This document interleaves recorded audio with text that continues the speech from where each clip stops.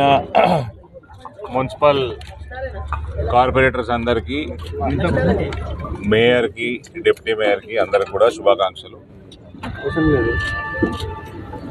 Mayor election అవ్వడం జరిగింది. Congress, MIM, BRS అన్ని కలిపి మా అభ్యర్థి శ్రీమతి శ్రవంతి రెడ్డి గారి పైన 3 ఓట్లతో గెలిచారు. 34-31. డిప్యూటీ మేయర్ అభ్యర్థి వాళ్ళది అదేం పార్టీ, ఉర్దూ పార్టీ నుంచి ఎవరో నిలబడ్డారు. వాళ్ళ అభ్యర్థి మా అభ్యర్థి బంటు రాముపై సేమ్ 34-31 3 ఓట్లతో అన్ని పార్టీలు బీఆర్ఎస్, ఎంఐఎం, కాంగ్రెస్ ఒకటైందండి. ఇందూరులో అందరు నోట్ చేసుకోవాలి. ఇది 3 పార్టీలు ఒకటేనాయి.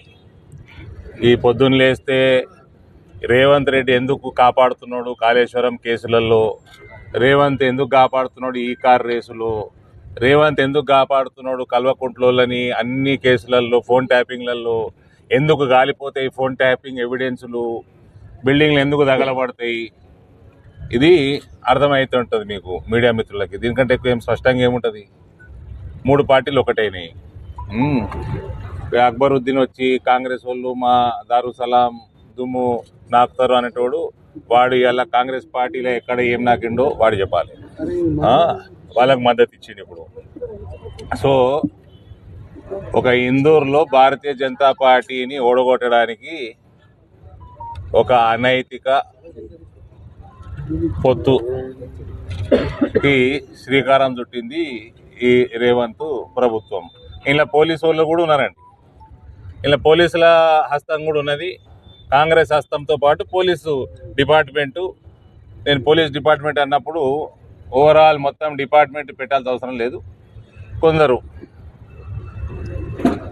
రంగు పూసుకొని తిరిగేటోళ్ళు వాళ్ళు ఉన్నారు. వాళ్ళు కూడా టీఆర్ఎస్ అభ్యర్థిని ఎత్తుకపోయి కాంగ్రెస్ క్యాంప్లో కూర్చోబెట్టడానికి పూర్తి మద్దతు ఇచ్చారు.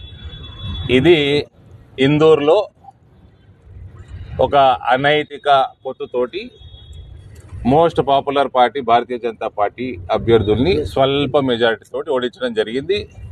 ఈ ఎలక్షన్ అరవింద్ ధర్మపురిగా చెప్తున్నా, ఈ టర్మ్ కంప్లీట్ కాదు ఎలక్టెడ్ బాడీది. బిఫోర్ ద టర్మ్ దీన్ని రివర్స్ చేసి చూపిస్తాము.